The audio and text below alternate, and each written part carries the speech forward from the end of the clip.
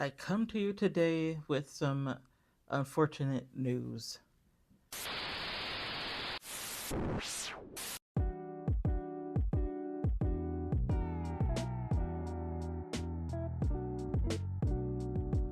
Hi, all, it's Monique. Ironheart, the new Disney Plus series from the Marvel Cinematic Universe, is now streaming, and I've watched it. So, the first three episodes have come out, and there is a lot to discuss. And unfortunately, I feel like I'm gonna be on the opposite side of a lot of people. Maybe not, but we'll get into my review a bit later. First, I want to talk about what the series is about. Ironheart is based on the Marvel character created by Brian Michael Bendis and Mike Deodato Jr., and it stars Dominique Thorne as RiRi Williams, a young black girl from Chicago who has an amazing intellect and creates her own iron suit just like Tony Stark. However, unlike Tony Stark, she is not a billionaire, she's not a white man, she doesn't have legacy or anything that comes with being a rich white man in America.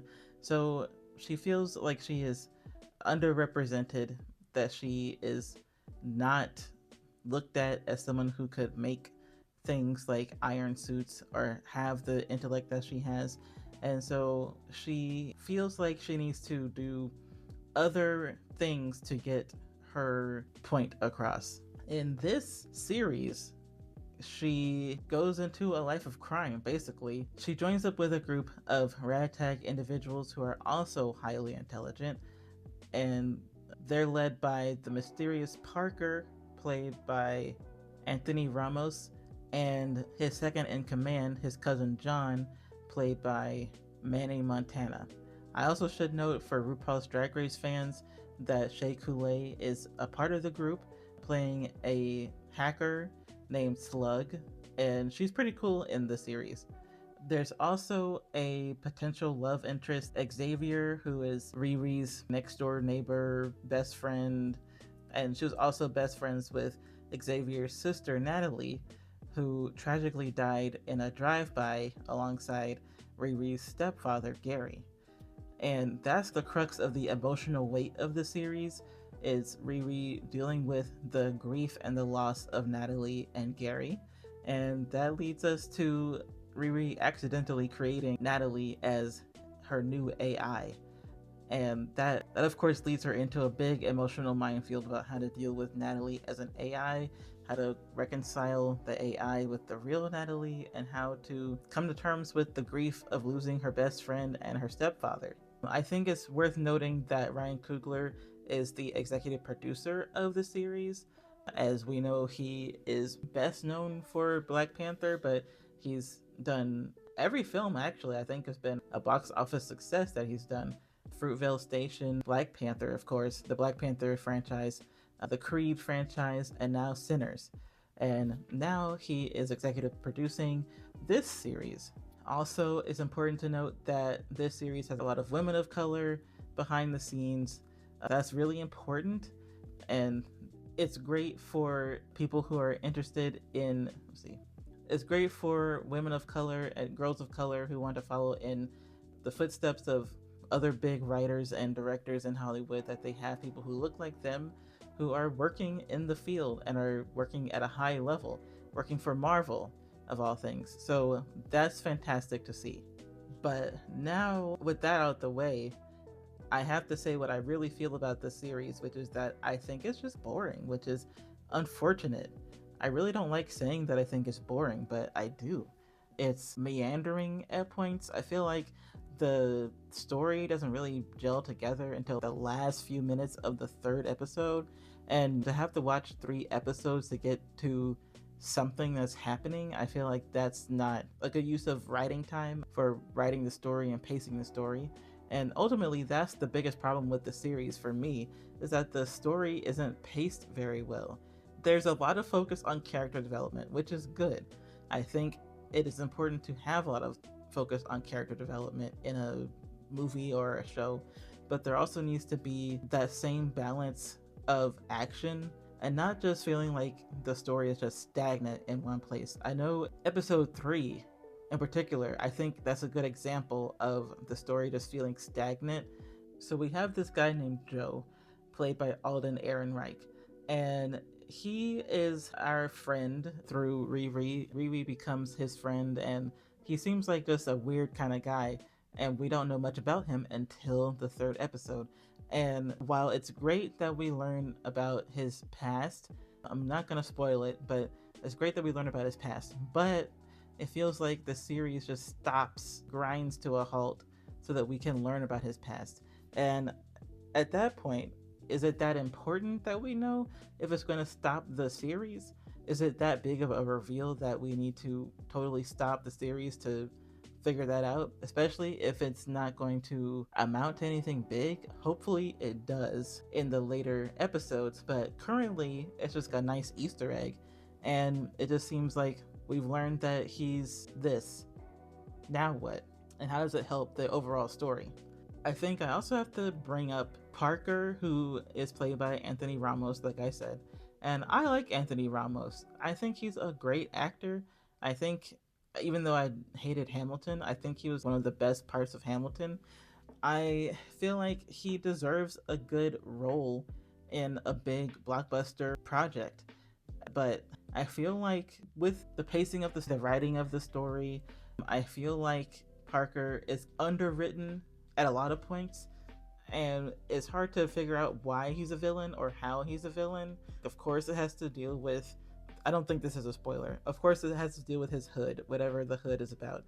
But why is he a villain outside of that?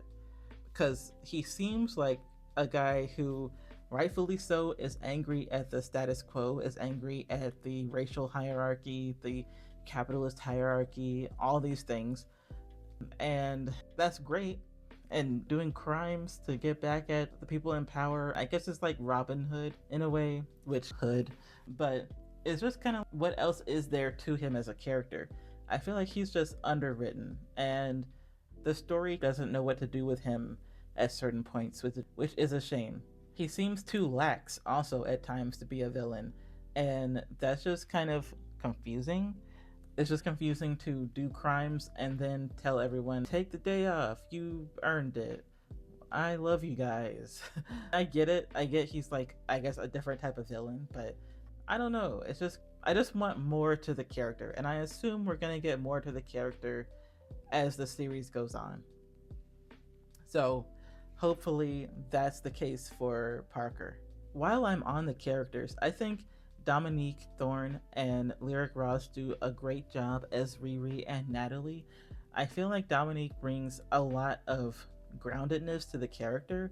I feel like she's also underserved by the storyline too, because Dominique clearly has bigger talent than what the story is allowing her to show. And I feel like the story is just doing her a disservice. There should be more meat for her to grab onto, I feel like, in this storyline. Natalie, I feel like Lyric Ross is also doing well with the role. Her role can also be one note ish. I think part of the one note issue comes from the fact that she is an AI and she's not the real Natalie. The AI Natalie wants so desperately to know more about the real Natalie and how to be a good friend to RiRi and how to be accepted by RiRi. And I feel like we get her story, and in some cases, her story is a bit more compelling than RiRi's story. But again, I feel like she's also underserved by the story, by the script. Some elements of her character seems one note, not in an AI way, but in a I don't know what to do with this character way. She repeats herself. She flip flops from wanting RiRi to hang out with her, and she wants to hang out with RiRi while she's doing the crimes, but she also hates that RiRi is doing the crimes and is telling her that she could get in trouble. And I just feel like there's not a full through line as to what Natalie really is looking for outside of being RiRi's friend. So I feel like, again, maybe the series will pick up with her character more in the later episodes. I'm hoping so, because with all these characters, there's a good base to build on. The building blocks are there for these characters. I just want there to be more story for them, more that we can dig into with these characters. Two characters that I feel like I have to talk about in a negative way, and I guess more of a negative way than I've been talking about, are Ronnie, RiRi's mom, and Xavier, RiRi's friend slash love interest. Ronnie, played by Angie White, is clearly a doting mom, at least to a certain degree. She's certainly not a helicopter parent, which that's my experience growing up, is dealing with helicopter parents. But that's not even the thing that bothers me about her. The thing that bothers me about her is that, again, she is sorely underwritten, and she's underwritten to a point where, as someone said online, she doesn't even act like a mom. And that's really confusing because of all the stuff that RiRi is doing, getting kicked out of school, making all this stuff in her apartment, turning the lights out from all the energy it takes to make these things, you would think that there would be more upset or more, why are you turning out my lights? And stuff like that. And especially with the Natalie reveal, when she learns about Natalie, I feel like she should be more creeped out. She, of course, in the beginning is kind of spooked by it, but the way that she quickly says how great of a invention Natalie is, I feel like that comes out of nowhere. We have RiRi, who's so perturbed and disgusted really by the fact that she created Natalie, and she doesn't even know how she created Natalie, versus the mom, who is like, oh, I love Natalie, she's just like your dead best friend basically. That just seems, I don't know, it doesn't strike me as authentic. And even her asking for an AI of Gary, I feel like that is, I understand grief kind of wants you to want anything that reminds you of the person that you lost. I lost my dad a few years ago, and I've thought about this a lot. If he came back, would I actually be happy? And of course, I would be happy if he came back, but like, just think about how unnatural it would be if someone actually came back from the dead as an AI or whatever. I think that as sad as it is to let people go, there is a natural order to things. And I think I agree more with RiRi that we shouldn't upset, well, she didn't say this exactly, but that we shouldn't upset the natural order of things, and bringing someone back from the dead is spooky, to say the least. So that's the tug of war with grief, is that you do want the person back, but if you stop and think about it, at least when I think about it in a spiritual sense, I just think if the person came back, they wouldn't be the same person they were before. They'd be a different person. And I think that's what RiRi is dealing with when Natalie AI is not the same Natalie, and it's a different person altogether. And that is just creepy when someone looks like the person that you lost, but they are not that person. It's just a facsimile of that person. And I feel like there could have been more said about that, honestly. But I don't write the story. But I feel like there could have been a story about that by itself. Long story short, I don't think that the mom, Ronnie, acts in a very believable way as a mom and as someone who's lost somebody. Xavier is sorely underwritten. We know that he's the love interest and all that. I guess on the one hand, we can say that this is a different take on the love interest, if a male is a love interest, because usually in films, more so in the 90s and the early 2000s, and before now, basically, anytime before now, the women of a story, if they were the love interest, they would be completely underwritten, only written to be the object of the male lead character, only to be the object of the male lead character's desire, and only serving to advance the male lead character's story and all that stuff. So in that sense, having it reversed to have him be underwritten and just to be the object of RiRi Williams' desire, I suppose, it's hard to even tell if she likes him. And that could also be back to, is the story written well enough? But whatever's going on, the reversal can be seen as a positive in a way. But if we're just talking about character, we don't really understand much about him except that he is still grieving Natalie and he finds ways to cope. such as using her headphones and listening to her voicemails and things like that. Will Xavier become a bigger part of the story? I hope so, because right now he's not doing a lot, and it's kind of hard to figure out why he's here. Xavier is played by Matthew Elam, and he's doing a serviceable job. He doesn't have much to work with, as I've explained, but he's doing his best. Hopefully, he gets more to work with as the series goes on.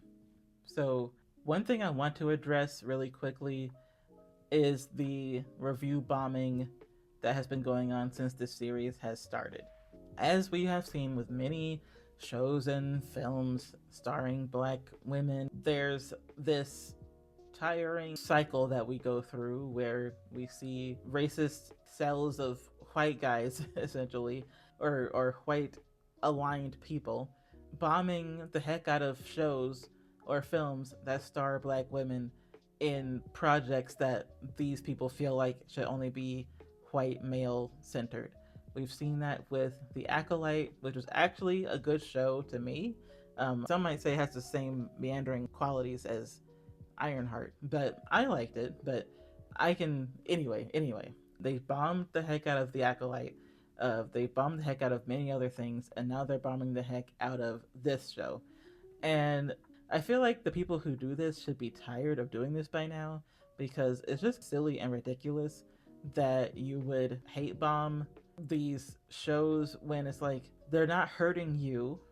You could stand to learn about people other than yourself, and you're just being an incel at this point. Just stop doing that, because it doesn't make any sense, and just learn to cope with identifying with people other than yourself. That's really all I have to say about that, and I want us to fight back against those people, especially because when they do that, it limits other people's opinions, or it limits how they want to share their opinions. Because if a show is already getting review bombed and you might have a negative review not based on any kind of racial animus or whatever, you might not want to put that review up or say your real opinion, because you don't want to add to the conflama that the review bombers are making, and that hurts everybody. So it's not just that the review bombing is hurting the people who are behind the show or are starring in the show or sending a message that they don't like black women in roles like this. It's also just limiting what people want to say about the show. It can make people not interested in watching the show, saying their opinions, having lively discourse.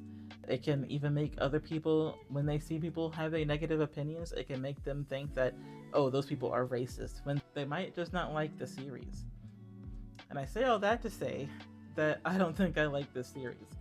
I have been through this before with A Wrinkle in Time, when everyone was talking about how great it is for black women and black girls, and we get to see black girls in sci-fi, and all that is great.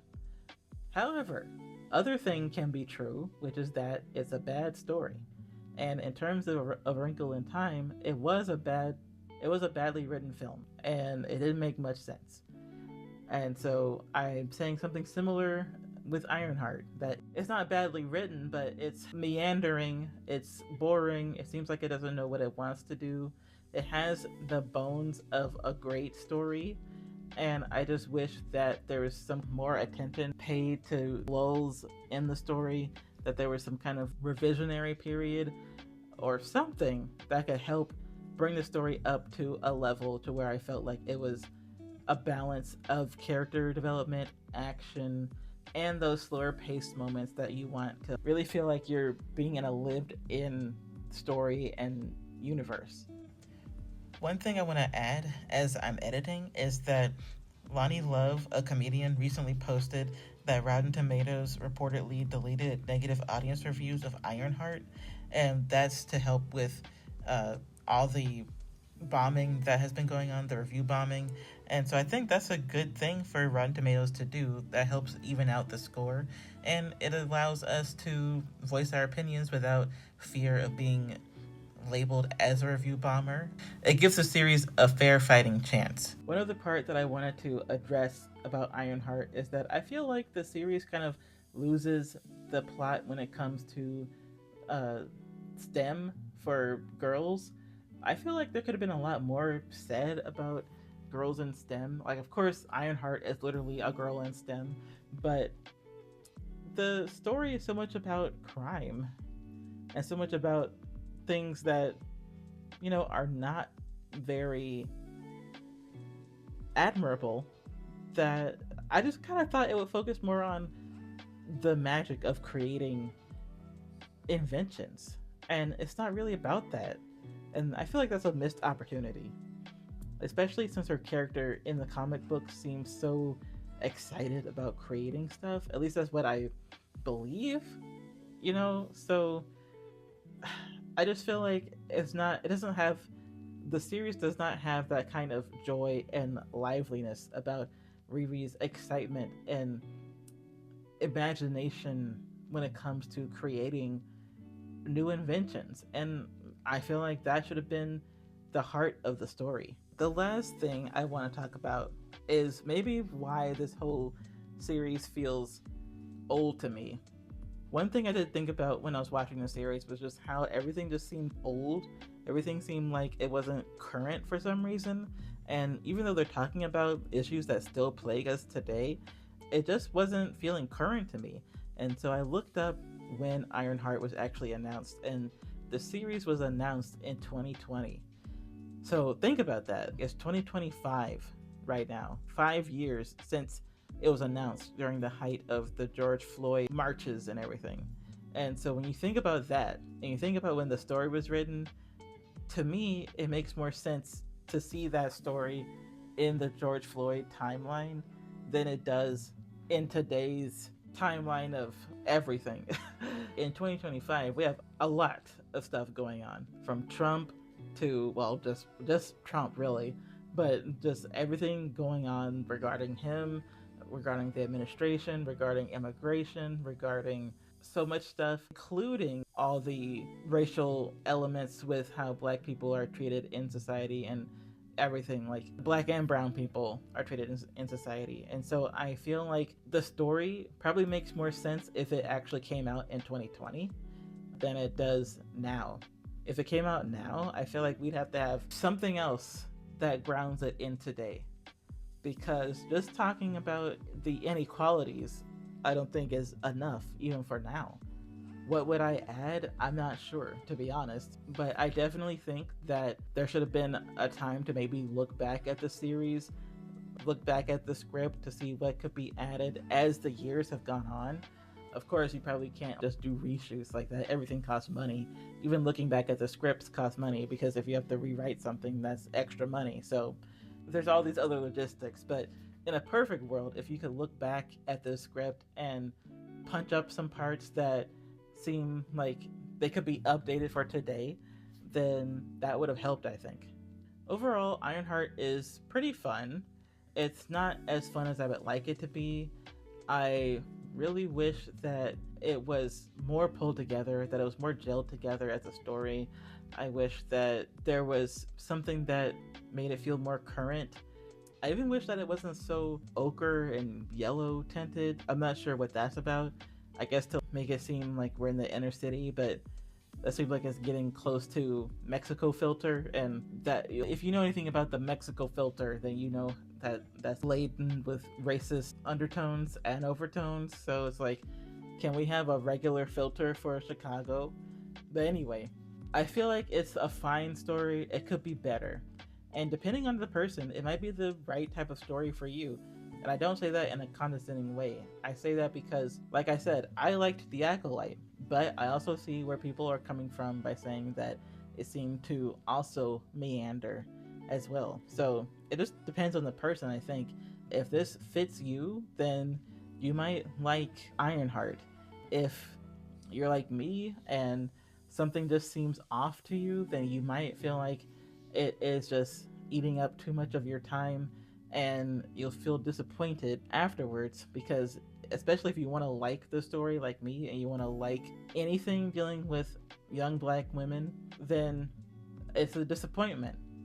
And really quickly, I want to just add that something that also might be a bit of a disappointment to me is that I think the character of RiRi is a little different than she is in the MCU. In the comics, From what I understand, it seems like she's more upbeat. You can let me know in the comments if that's the case, but I sense that she's not as dour in the comics, and I would have liked to have seen a little bit of that. Maybe not the full-on Marvel humor, but just some levity would be nice.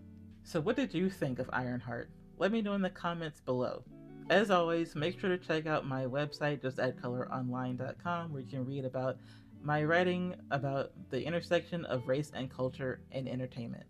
You can also check me out on social media at justaddcoloronline on Facebook, Instagram, Blue Sky, Threads, and now on YouTube.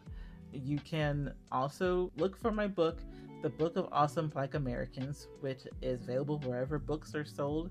And I am working on a workshop that deals with how to combat the negative messaging in media.